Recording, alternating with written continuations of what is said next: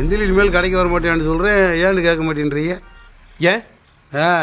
அப்படி ஏழுண்ணே, செந்திலுக்கு வேலை கிடச்சிருச்சுண்ணே. அதுவும் கவர்மெண்ட் வேலை.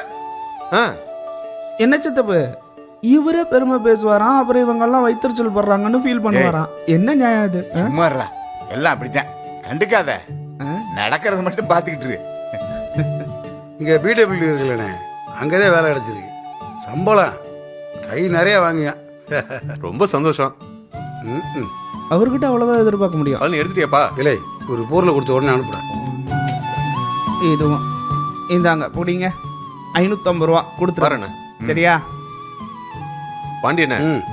காசு அடுத்த மாசம் கொடுத்துட்றேன். சரிண்ணே, நான் எழுதிக்கிறேன், போங்க. பாருங்க. என்னையா அது? ஏமாமா, செந்திலுக்கு கவர்மெண்ட் வேலை கிடச்சிருக்குன்னு சொல்கிறேன், கொஞ்சமாவது சந்தோஷப்பட்டானா அந்த ஆளுன்னு பார்த்தீங்களா? உம்முடு போகிறேன், கடனை மட்டும் எழுதிக்கிட்டு சிரிச்சுக்கே சொல்லிட்டு போகிறேன். இந்த ஆளுக்கெல்லாம் போகிறாங்கம்மா, வகுத்தறிச்சல். என் மகனுக்கு வேலை கிடச்சதில் கொள்ள பேத்துக்கு வகுத்தறிச்சல். ஏப்பா, நம்ம வீட்டு பிள்ளைக்கு நல்லது நடந்தா நம்ம சந்தோஷப்படலாம், ஊரே சந்தோஷப்படணும்னு நம்ம எதிர்பார்க்க முடியுமா?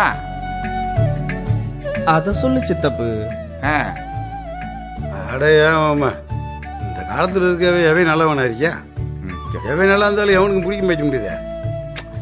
அதெல்லாம் விடியா, இதெல்லாம் இவங்க கிட்ட எதிர்பார்க்க முடியுமா?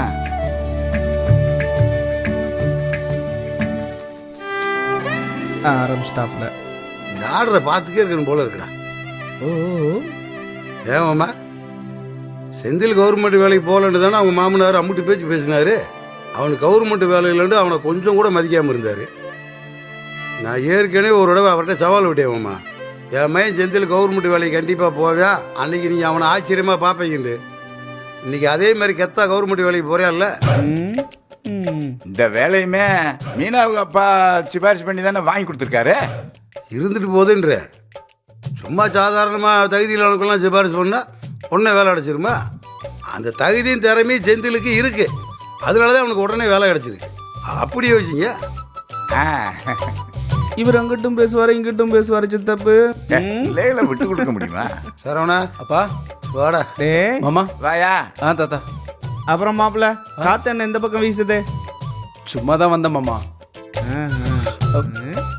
ஆமா, செந்திலுங்க? அவன் இன்னைக்கு வரல, அது உனக்கு தெரியாதா? ஏலே, இன்னைக்கு இல்லடா, இனிமேல் எங்க அவன் கடைக்கு வர போறேன்? செந்தில் இல்லாம கஷ்டமா இருக்காதப்பா? கஷ்டமாத்தே இருக்கேன், என்ன பண்ண சொல்ற? ஏன் மச்சான், வேணும்னா நம்ம டெலிவரிக்காக வேலைக்கு யாரையாவது எடுத்துக்கிடுவோமா? நான் அத்தாண்டா பண்ணி யோசிக்கிறேன். நல்ல ஒரு நம்பிக்கையான ஆள் கிடைக்கிறாங்களான்னு பாரு. பா, நாளையிலிருந்து நான் வேணா கடைக்கு வரட்டுமா? ஏன்டா?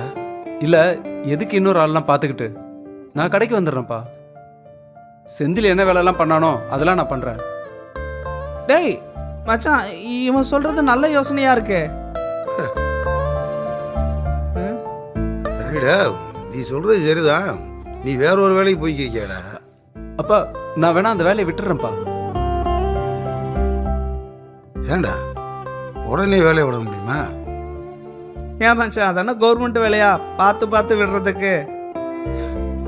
அப்பா, நான் ஓனர்கிட்ட பேசுறேன்.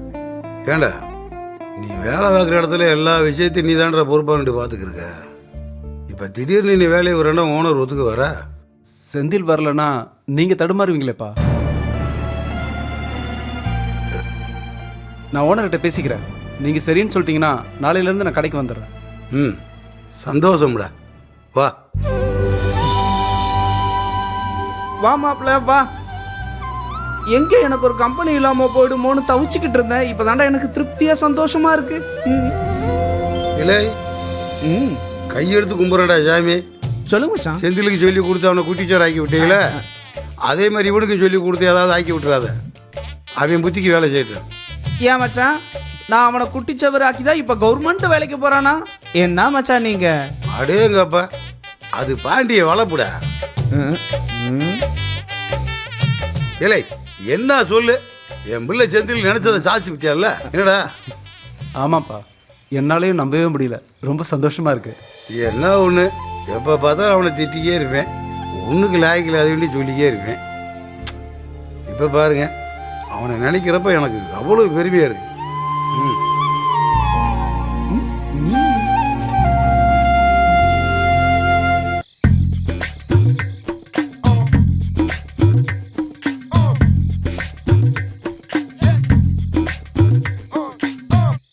குன்னக்குடியில ஒரு சென்ட் எம்புட்டு விற்கும்? சொல்லு மீனா, ஒரு சென்ட் எம்புட்டு விற்கும்? என்ன சென்ட கேக்குறிய? உடம்புல பூசுற சென்டா இல்ல பூச்செண்டா? பா, உன் அறிவு இருக்குதே, உன் அறிவு. ஏ, நிலத்தை சொல்றேன்டி, ஒரு சென்ட் நிலம் எம்புட்டு விற்கணும் கேட்கிறேன். ஏன்னா திடீர்னு நிலத்தை பத்திலாம் விசாரிக்கிற? வாங்கணும்ல, சம்பளம் வந்தா நிலம் நகை அப்படின்னு ஒவ்வொன்றா வாங்கணும்ல. சம்பாதிக்கிற காசை வீணடிக்காம இன்வெஸ்ட் பண்ண வேணாமா சொல்லு? என்ன மீனா, நான் சொல்றது சரிதானே? இன்னும் முத மாச சம்பளமே வரலையேங்க. அதே 30 நாள்ல சம்பளம் வந்துரும்ல.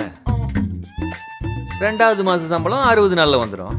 3வது மாசம் போதும் போதும் போதும் போதும், லிஸ்ட் பெருசா போதும். நிறைய காசு சேர்க்கணும் மீனா. அதுல அப்படியே எனக்கும் கொஞ்சம் கொடுங்களேன். உனக்கு இல்லாத காசாடா? டேய் இந்த பாரு, இனிமே நீ டிரைவர் வேலைக்கெல்லாம் போக வேணாம்.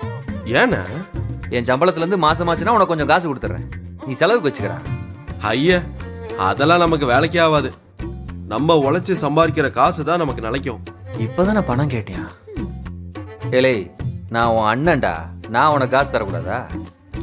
தேவைப்பட்டா நான் கேட்கறேனே. ஆ, ஆனா மாசம் மாசம் ஒரு கடமையாலாம் எனக்கு வேண்டாம். ஆஹா. பேச்செல்லாம் நல்லா தான் பேசுற. அடுத்து என்ன பண்ண போறேன்னு கேட்டாதான் சொல்ல மாட்டேங்கிற. அக்கா மாமா நீங்க கேளுங்க, உங்களுக்காவது பதில் சொல்றானான்னு பாப்போம். ஐயோ, நான் கேட்ட கோச்சுப்பான். உங்ககிட்ட எல்லாம் கோச்சுக்க மாட்டான். ஏண்டா, அடுத்து என்ன பண்ண போற? நான் ஒரு பிளான் வச்சிருக்கேன். பிளானா? என்ன பிளான்? நான் ஒரு பிளான் வச்சிருக்கேன். என்ன பிளான்? சொன்னா யாரும் சிரிக்க கூடாது. நாங்க ஏன் சிரிக்க போறோம்? சொல்லுங்க. ஒரு டிராவல்ஸ் ஆரம்பிக்கலான்னு இருக்கேன். டிராவல்ஸா? டிராவல்ஸா? முன்ன மாதிரி பஸ் ட்ரெயின் மட்டும் நம்பி இருக்காம நிறைய மனுஷங்க கார்லயும் டிராவல் பண்றாங்க. பக்கத்துல லாங்லன்னு நிறைய பேர் நான் வேலை பார்க்குற இடத்துல டிராவல்ஸ்க்கே ஃபோன் பண்ணி எனக்கு கார் வேணும்னு கேட்குறாங்க.